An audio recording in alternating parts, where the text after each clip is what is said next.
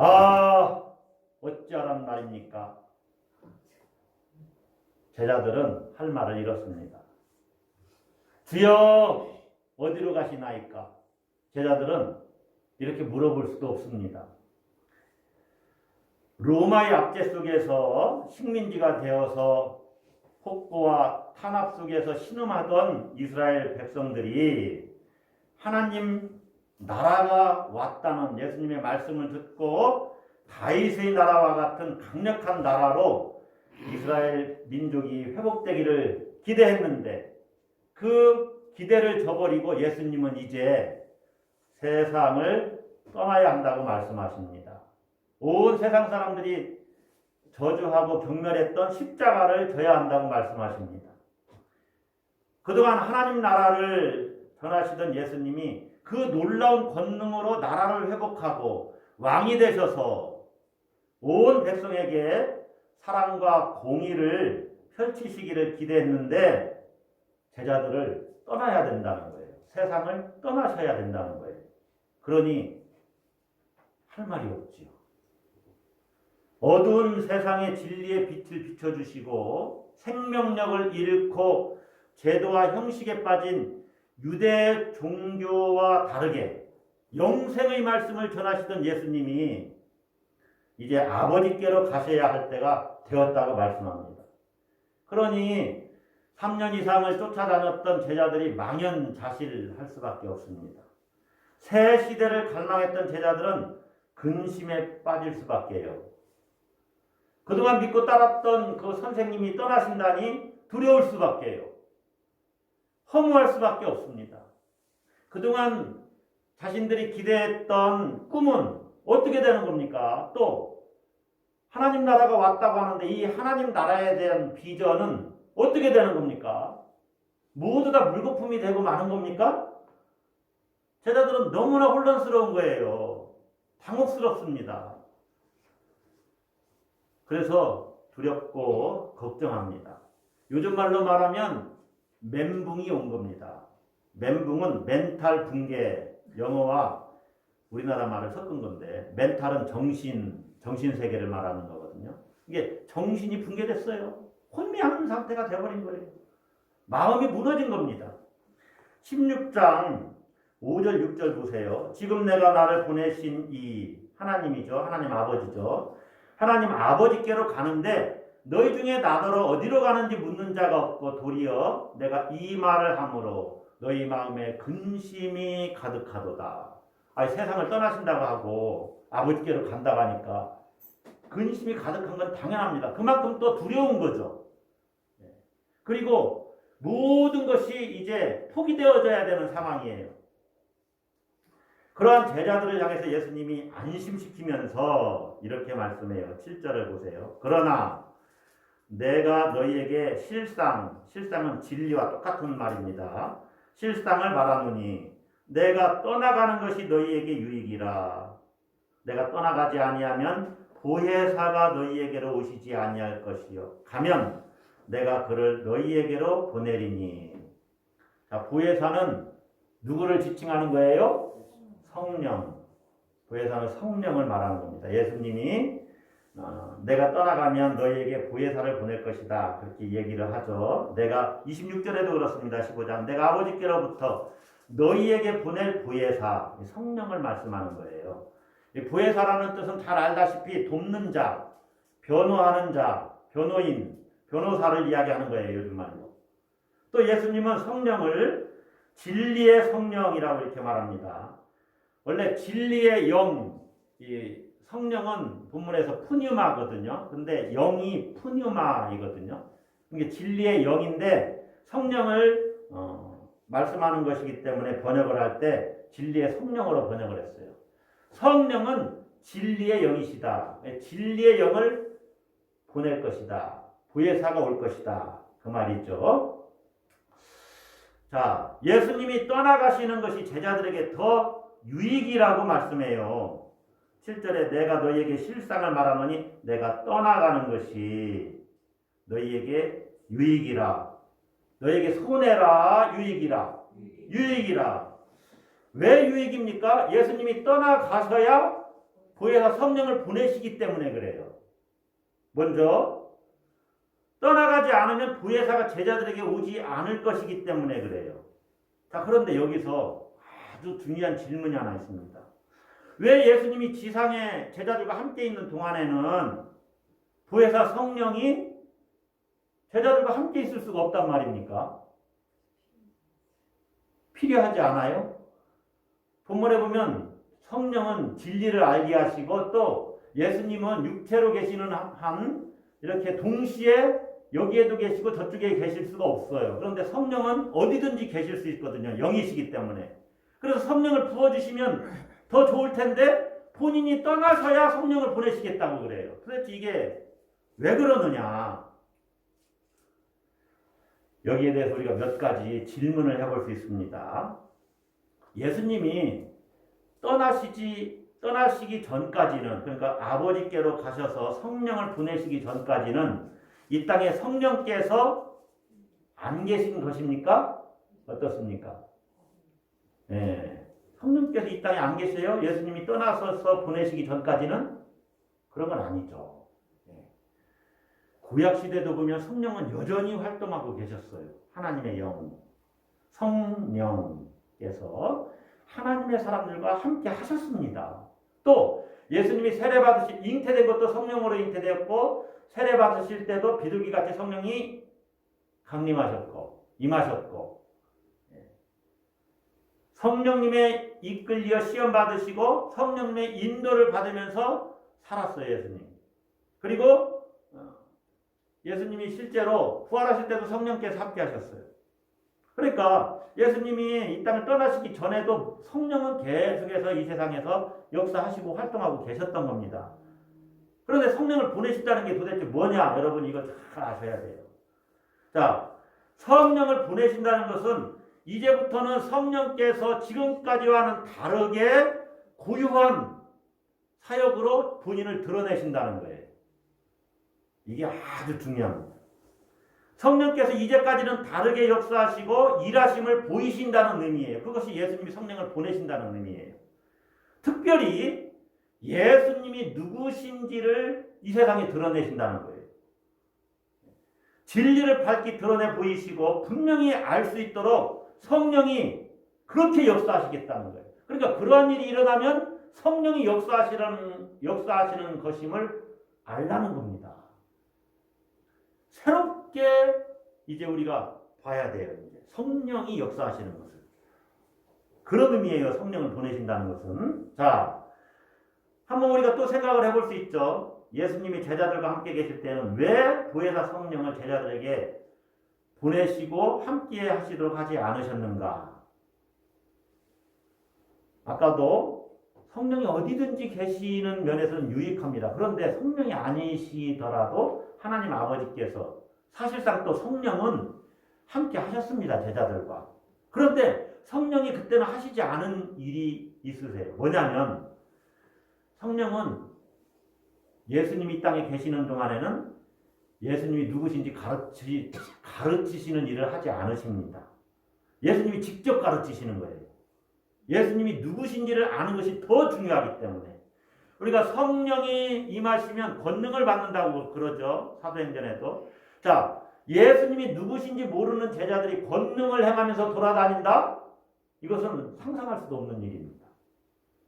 왜냐하면 제자들이 권능을 행하면서 하나님의 능력을 보여주는 것이 목적이 아니에요.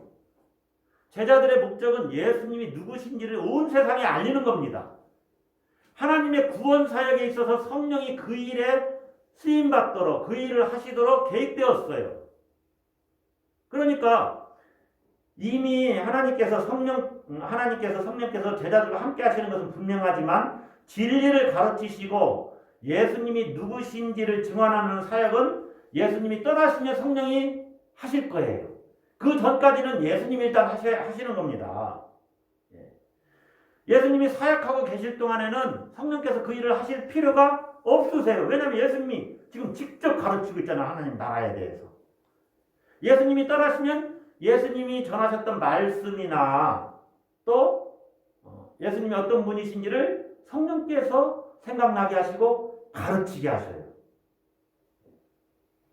그래서 예수님이 죽으시고 부활하시고 승천하신 후에 성령을 보내신다고 말씀하시는 겁니다. 자, 굉장히 중요한 것 하나는 성령이 하시는 일은 예수님이 누구신지를 증언하는 거거든요. 우리가 26절을 보세요. 내가 아버지께로부터 너희에게 보낼 보혜사 성령은 곧 아버지께로부터 나오시는 진리의 성령이 오실 때 그가 나를 증언하실 것이요. 성령이 예수님을 증언하실 것이다. 그러죠. 자, 예수님이 누구신지를 성령이 밝히 드러내 보이시는 것인데 제자들이 예수님이 이 땅에 사시는 동안 제자들은 예수님을 정확히 압니까? 모릅니까?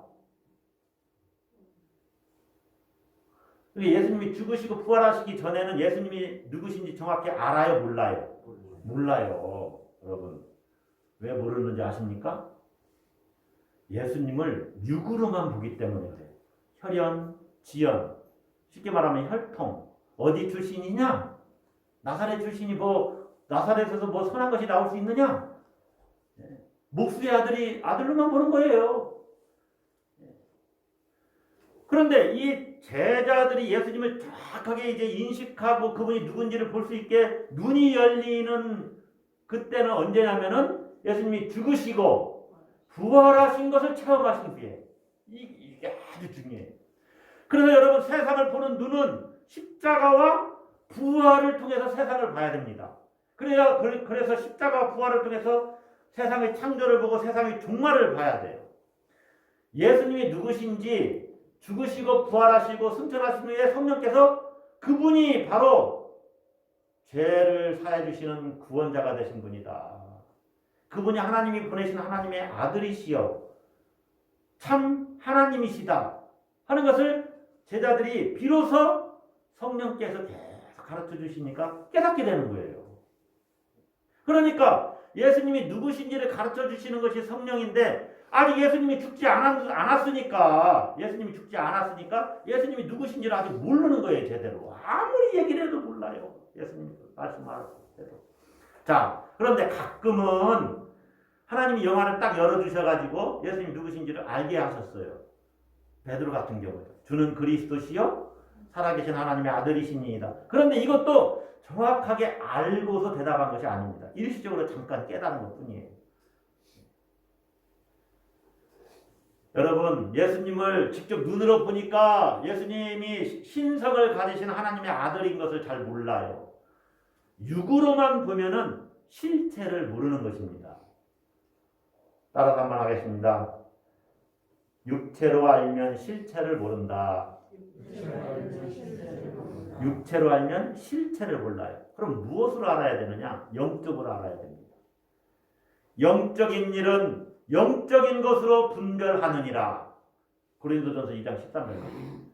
영적인 일은 영적인 것으로 분별해야 돼. 다시 말하면 영적인 일은 영이신 하나님, 성령께서 하나님의 영이신 그분께서 깨닫게 해 주셔야만 내가 분별할 수 있다 그 말이에요. 아, 하나님이 이렇게 역사하시는구나 하고 영적으로 알 수 있다 그 말이에요. 예수님이 죽으시고 부활하신 후에 또 승천하신 후에야 제자들은 예수님이 누구신지를 알게 됐어요. 그러니까 시기적으로 예수님이 부활하시고 승천하신 후에 성령이 오시는 것이 가장 그 시기가 적확한 거예요. 적확하다. 예수님이 아버지께로 가시면 성령을 보내시겠다고 합니다. 이제 여러분이 그 이유를 좀 아시겠죠? 죽으시고 부활하신 후에야 예수님이 이분이 진짜 생명이시구나. 이분이 구원자이시구나. 이것을 제자들이 알고 깨달아요. 죽음과 부활 후에야. 자, 그런데 여러분 성령을 누구에게 보내겠다고 예수님이 말씀하시죠? 26절을 보세요. 누구에게 보내시겠다고요? 내가 아버지께로부터 너희에게 보낼 보혜사. 너희에게 보낼 보혜사 그랬죠. 자, 또 7절 한번 보세요. 내가 너희에게 실상을 말하노니 내가 떠나가는 것이 너희에게 유익이라. 내가 떠나가지 아니하면 보혜사가 누구에게로 오시지 아니할 것이요 너희에게로 가면 내가 그를 누구에게로 보내리니 너희에게로 제자들에게 성령을 보내시는 겁니다. 요즘에 우리에게 적용하면 누구에게 주님은 성령을 보내시고 부어주셔요? 나에게, 우리에게. 이 말씀대로 예수님이 승천하신 후에 10일 후에 성령이 마가 다락방에 정말로 임하죠. 놀랍게 역사하신 것입니다. 없던 성령님이 갑자기 생긴 것이 아니라 성령이 강하게 임하신 거죠. 그것이 성령이 오신 사건이에요. 그래서 우리는 성령이 오셨다고 이야기를 하는 겁니다. 자, 여기서 제가 두 가지 질문을 드릴 테니까 나는 1번 부류에 속하는 사람인가 아니면 2번 부류에 속하는 사람인가 여러분 자신이 한번 판단을 해보세요. 자, 첫 번째는 나는 성령이여 오시옵소서 기도해야 하는 사람들입니다. 나는 성령이여 오시옵소서 이렇게 기도해야 하는 그러한 사람에 속해 있는가 한번 보세요. 두 번째는 나는 성령이 내게 오셨음을 감사드리는 사람이다. 그 부류에 속한 사람. 이게 성령이 오시옵소서 이렇게 성령을 기다리고 있는 사람인가 아니면 성령이 오셨음을 감사할 수 있는 사람인가? 여러분은 어느 부류에 첫째 부류입니까? 두 번째 부류입니까? 여러분이 한번 대답을 잘 해보세요. 이게요 어마어마한 차이입니다. 왜 그러느냐? 첫째 부류에 있는 사람과 두 번째 부류에 있는 사람은 진리를 아는 데 있어서 완전히 달라요. 내가 얼마나 진리를 알고 있는가에 대한 영적인 현 주소가 1번 부류와 2번 부류가 완전히 다르다. 만약에 첫 번째 부류에 속해 있다면 여러분이 성령이 오셔서 나를 도와주세요. 내가 진리를 알고 깨닫고 믿음의 사람이 되도록 도와주세요. 이런 마음으로 오늘 말씀을 들으셔야 합니다. 진리의 성령께서 역사하셔서 진리의 성령께서 내게 오셨구나 이렇게 고백할 수 있는 여러분이 되시기를 축복합니다. 자, 예수님이 약속하신 대로 성령님이 오셨습니다. 그러면 이 성령님이 어떤 일을 하시느냐, 무슨 일을 하시느냐, 이미 말씀드렸듯이 26절에 진리의 성령이 오실 때에 그가 나를 증언하실 것이요. 성령님은 예수님을 증언하는 일을 합니다. 다시 말하면 성령님은 예수님을 알게 하신다는 거예요. 예수님이 누구신지를 알게 하신다는 거예요. 따라서 한번 하겠습니다. 성령은 알게 하신다. 오늘 설교 제목이 성령이 알게 하신다는 제목이에요. 성령께서 알게 하시는 거예요. 알게 하신다.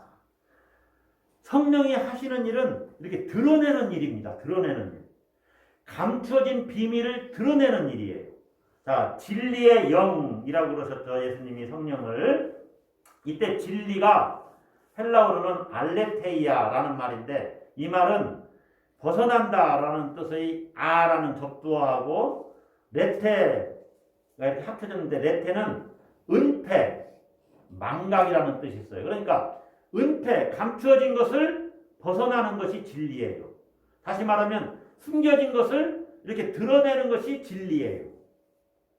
감추어진 것이 드러났다 그런 뜻이에요. 진리라는 것은. 따라서 한번 하겠습니다. 감추어진 것이 드러났다.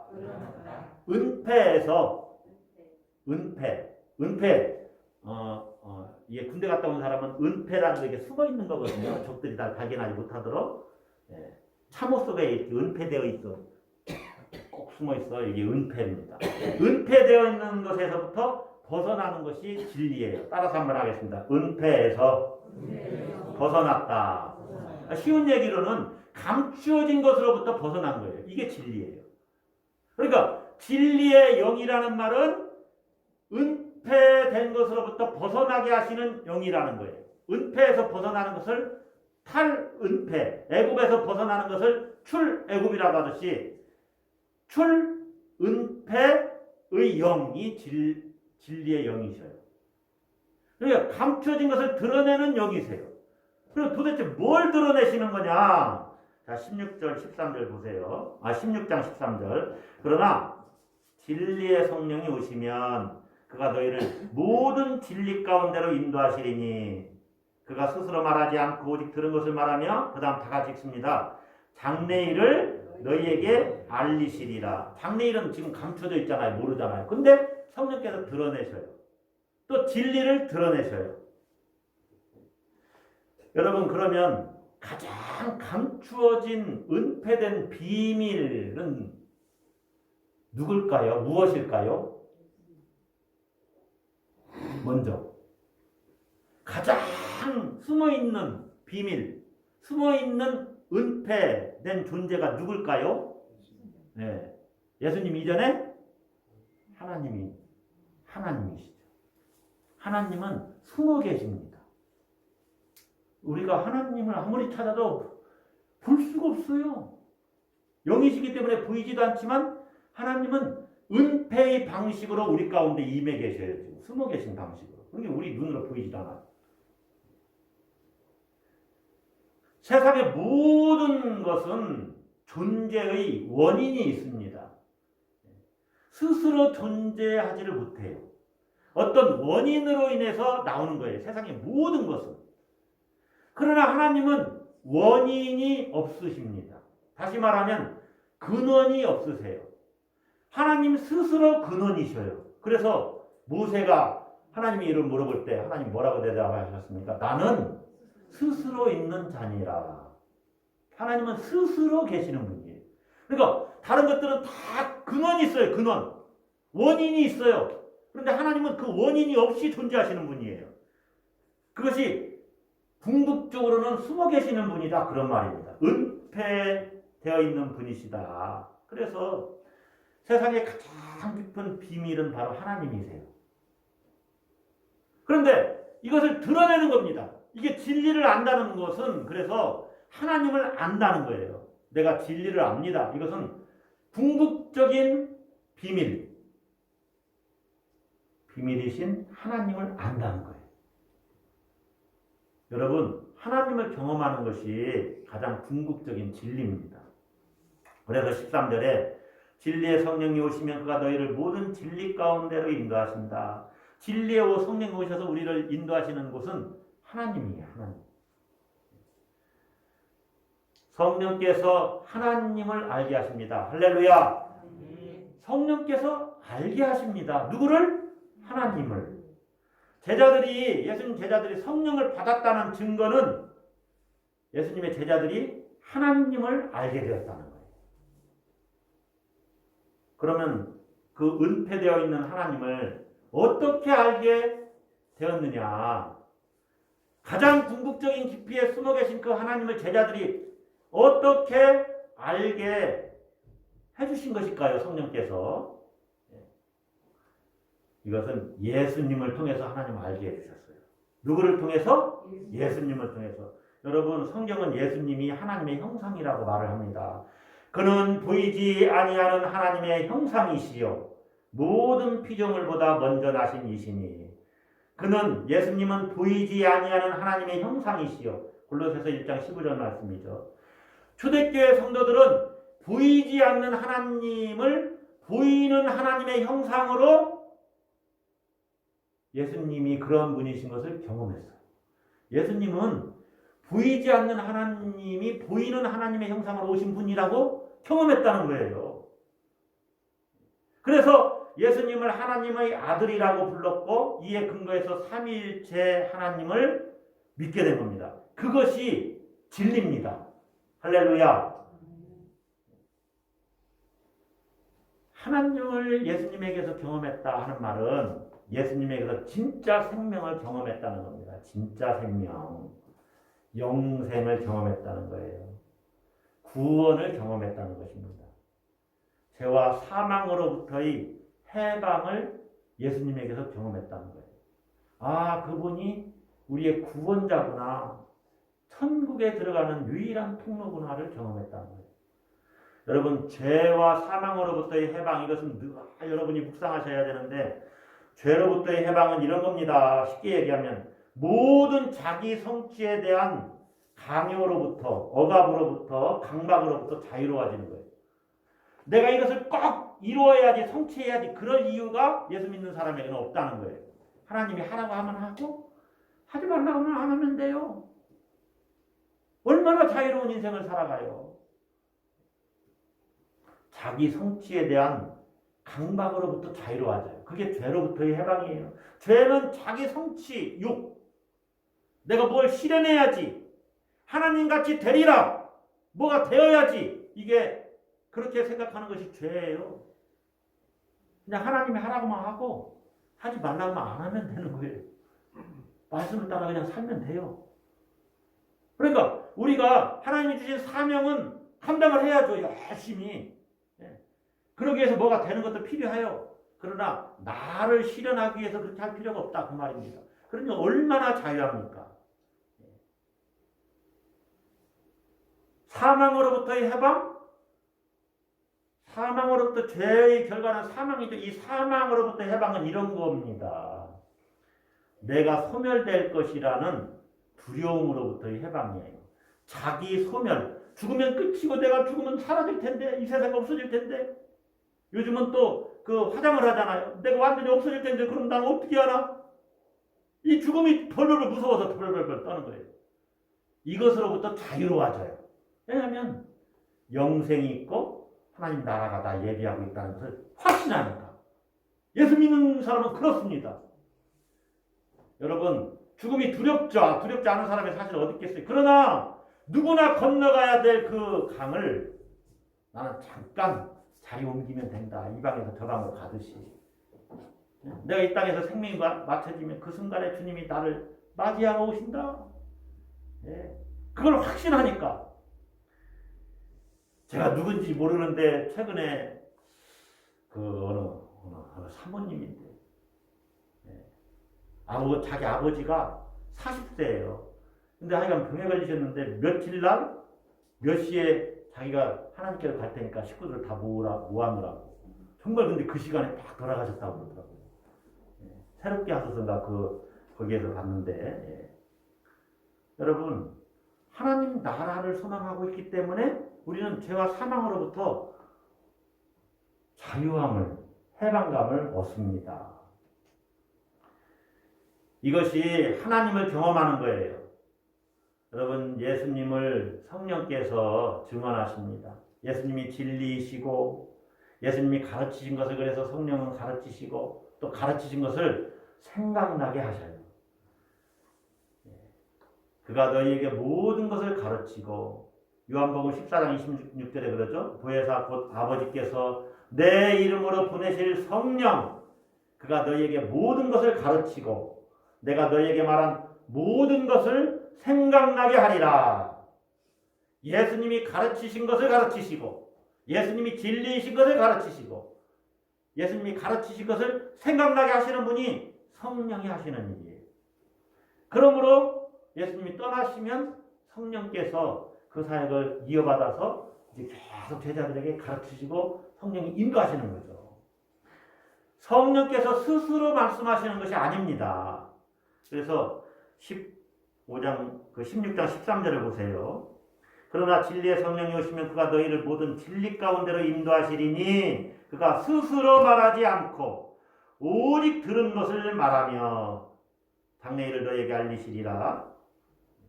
스스로 말하지 않고 들은 것을 말한다. 누구에게 들은 것? 예수님으로부터 하나님으로부터 들은 것만 말씀하신다.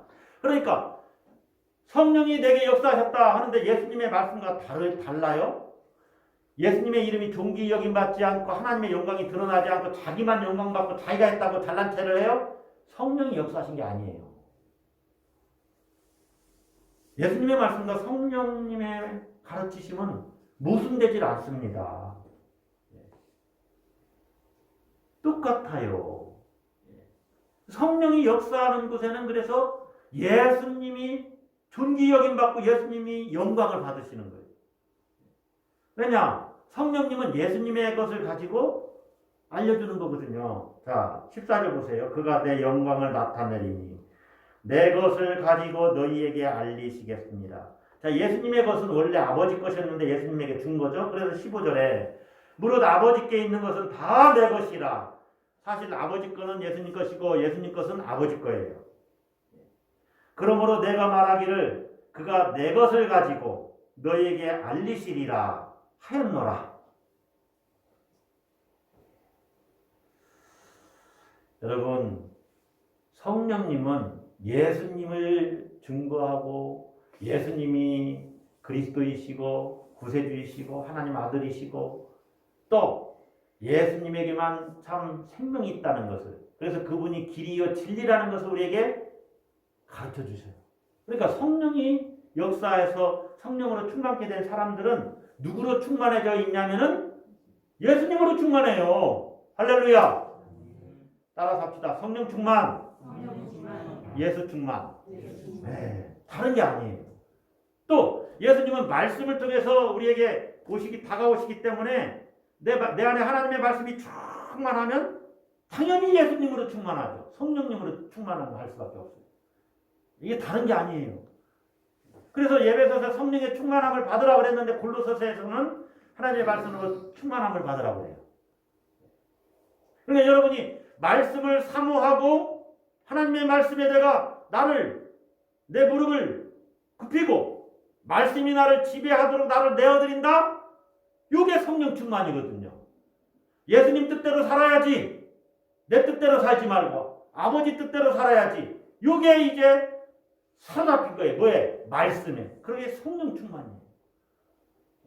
그런데 하나님 말씀과 전혀 상관없는 삶을 일주일 동안 살다가 주일날만 와서, 그것도 주일날 예배에 나왔는데 잠깐 졸으면 언제 말씀이 내 안에 충만해집니까?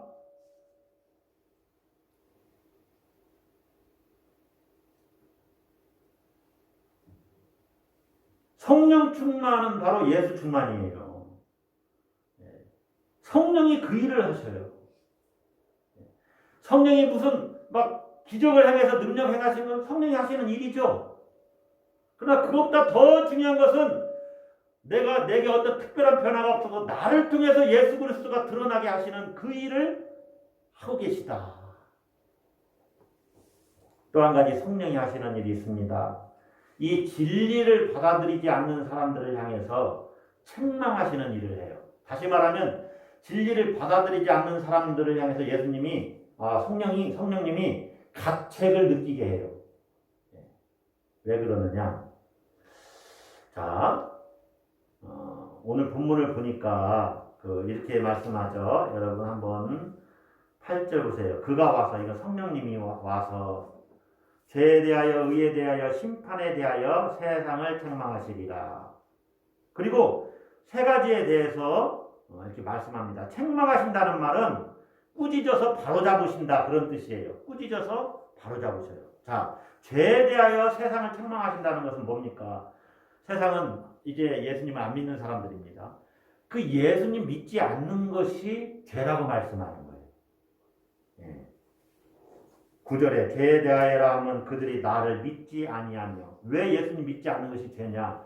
구약시대에는 율법을 어기는 것이 죄라고 생각했습니다. 그런데 예수님은 진리 자체예요. 다시 말하면 말씀 자체입니다. 그것이 로고스라는 의미거든요.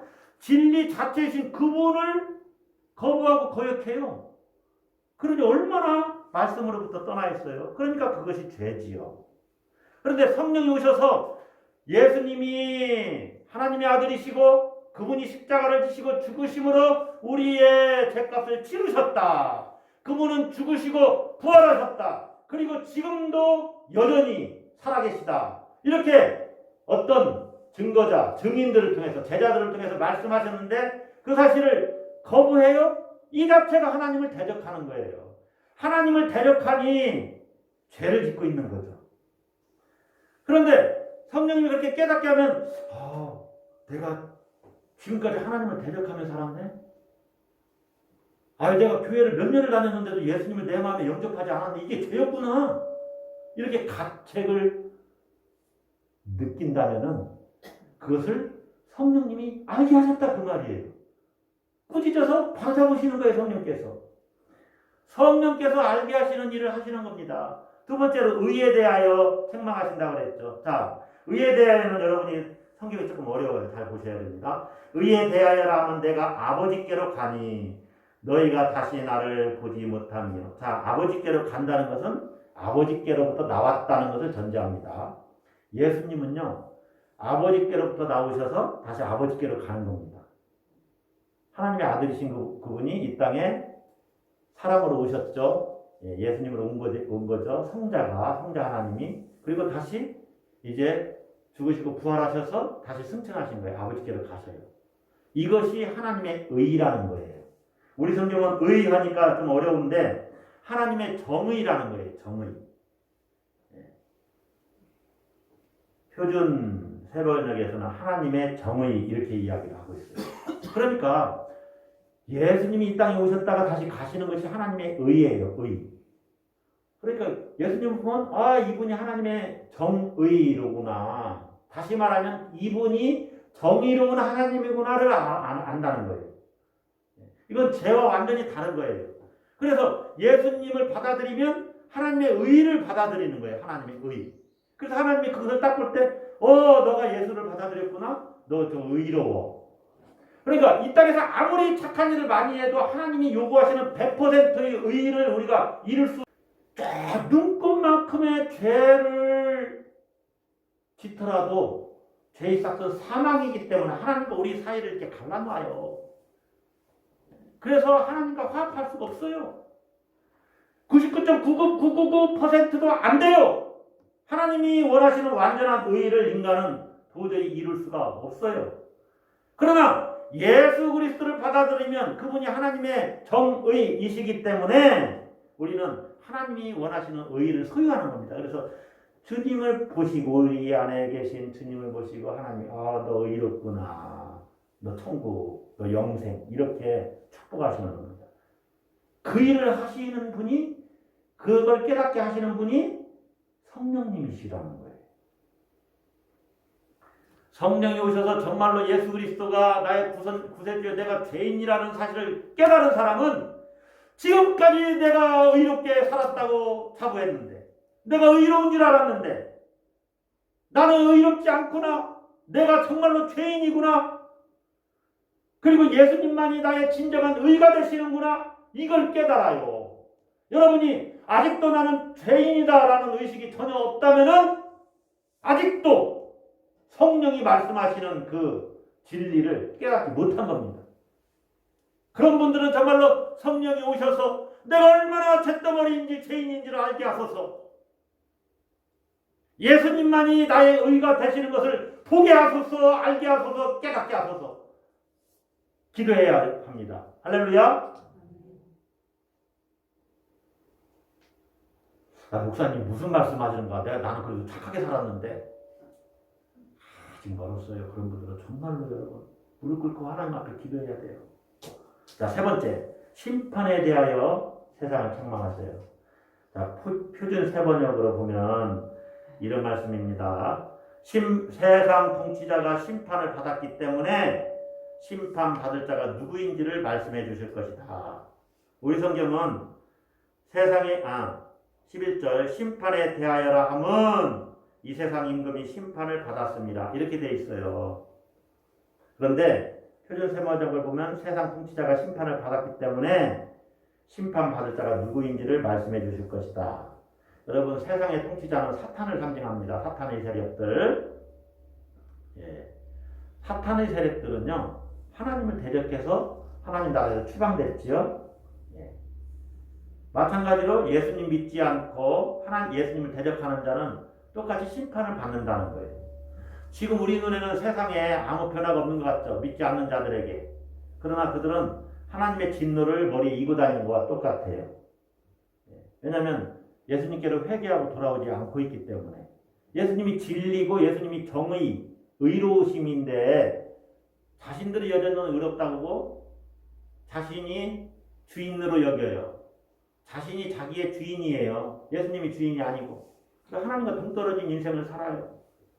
그래서 그들은 잠시 심판이 유예된 것을 모르고 사는 거예요. 이미 지금 집행유예 기간인 것이죠. 하나님의 심판이 이미 시작됐다는 거예요. 그것이 하나님의 진노를 머리에 이고 사는 것과 똑같다고 성경이 말하는 겁니다. 그래서 성령께서 오셔서 세상에 대해서 예수 그리스도를 소개할 때는 그런 것들을 알게 하셔요. 그런 것들을 알게 하셔요. 여러분, 진리의 영이신 성령님은 예수님이 누구신지를 알게 하시고 믿게 하십니다. 고린도전서 12장 3절에 그러므로 내가 너희에게 알리노니 하나님의 영으로 말하는 자는 누구든지 예수를 저주할 자라 하지 아니하고 또 성령으로 아니하고는 누구든지 예수를 주시라 할 수 없느니라. 그러니까 예수님을 주님, 주여라고 부른다는 것은 성령께서 내게 오셔서 깨닫게 하시고 역사하시고 은혜를 부어주셨기 때문에 내가 예수님을 주라고 부를 수 있다는 거예요. 예수님을 나의 구원자, 나의 주님, 하나님의 아들이시여 성자 되신 하나님, 나의 주, 나의 하나님이로 이렇게 고백하고 예수님을 통해서 내가 죄사함을 받았다는 것을 알고 믿습니까? 그러면 성령이 내게 오실 것입니다. 할렐루야. 그래서 모든 죄와 사망으로부터 내가 해방되고 영생이 내게 있어요. 이것을 확신하게 돼요. 그러므로 이제 더 이상 두려워하지 않는 거죠. 두려워하지 않아요.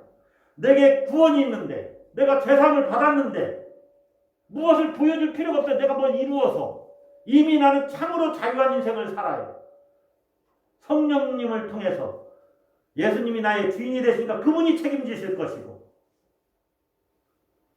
그런 것들을 성령께서 알게 하신다는 거예요. 알게 하셔요. 그러므로 여러분 성령이 오시옵소서 오시옵소서. 물론 우리 가운데 성령이 오셔서 은혜 내려주세요 이렇게 기도할 때는 이미 성령이 역사하셔서 그런 의미로 기도하고 있는 거죠. 그러나 아직도 주님을 나의 참 주인으로 구원자로 그리스도로 모시고 있지 않다면은 진리의 영이신 성령이 내게 오시옵소서 기도를 해야지요. 그렇게 깨닫게 하시고 또 알 수 있도록 도와주세요. 그렇게 기도를 해야죠. 그러면 성령께서 도우시고 깨닫는 은혜를 부어주십니다. 언젠가는 알게 하시지요. 그러나 정말 이제 예수님을 통해서 내가 참 생명을 가졌구나. 그분이 나를 책임지시는구나. 그리고 성령은 보혜사이시죠. 성령은 때를 따라 나를 도우신다. 지금도 말할 수 없는 탄식함으로 나를 위해서 기도하고 계신다. 그러므로 내가 무엇을 두려워하랴. 하나님이 함께 하시고 예수님이 성령을 통해서 떠나지 아니하시고 그렇게 예수님이 나와 함께 하시는데 내가 무엇을 두려워하랴. 그분이 나를 도우실 것이다. 내가 세상 끝날까지 너희와 항상 함께 있겠다. 이것을 믿으니 무엇이 두렵고 걱정되고 무섭습니까? 여러분이 정말로 성령의 도우심 속에서 성령을 의지하시고 한 주간도 진리를 더욱더 알아가시고 진리 가운데 자유함을 얻으시고 참 진리이신 예수님으로 충만해 주시기를 주의 이름으로 축복합니다. 기도하겠습니다.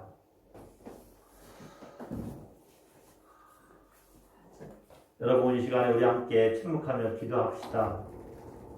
내가 무엇이 간데 내가 누구가 간데 예수님이 십자가를 지시고 죽으시고 부활하셔서 이제 이 2021년을 살아가는 21세기를 살아가는 나에게 성령을 주셨습니까? 내가 무엇을 걱정하고 있습니까?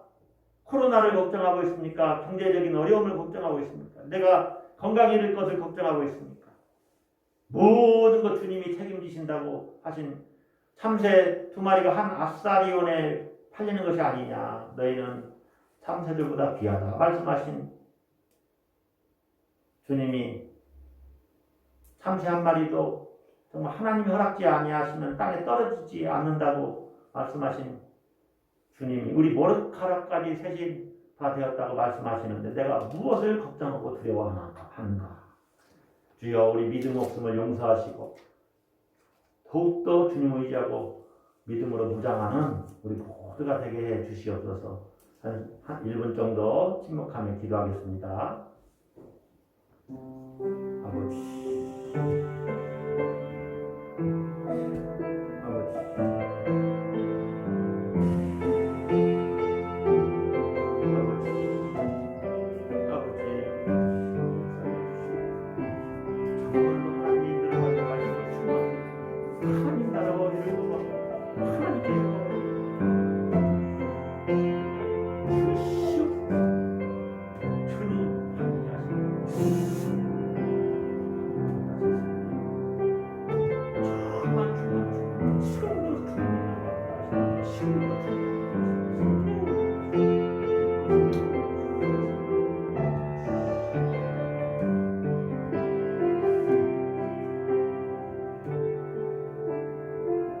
사랑이 한이 없으신 아버지 하나님, 지금도 여전히 우리와 함께 하심을 믿습니다.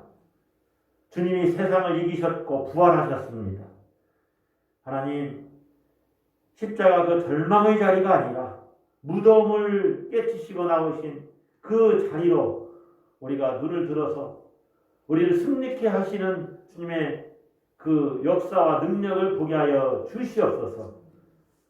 내게 성령이 계셔서 나를 진리 가운데로 인도하시고 또 세상을 이기게 하시는 권능을 주심을 믿게 하여 주시옵소서. 두려워하지도 걱정하지도 근심하지도 않는 우리 모두 되게 하여 주시옵소서. 다만 우리는 하나님 나라를 구하고 하나님의 의를 구하고 예수 그리스도를 온 세상에 증거하고 전하는 일에 열심 내고 헌신할 수 있도록 다시 한번 우리를 새롭게 하여 주시옵소서.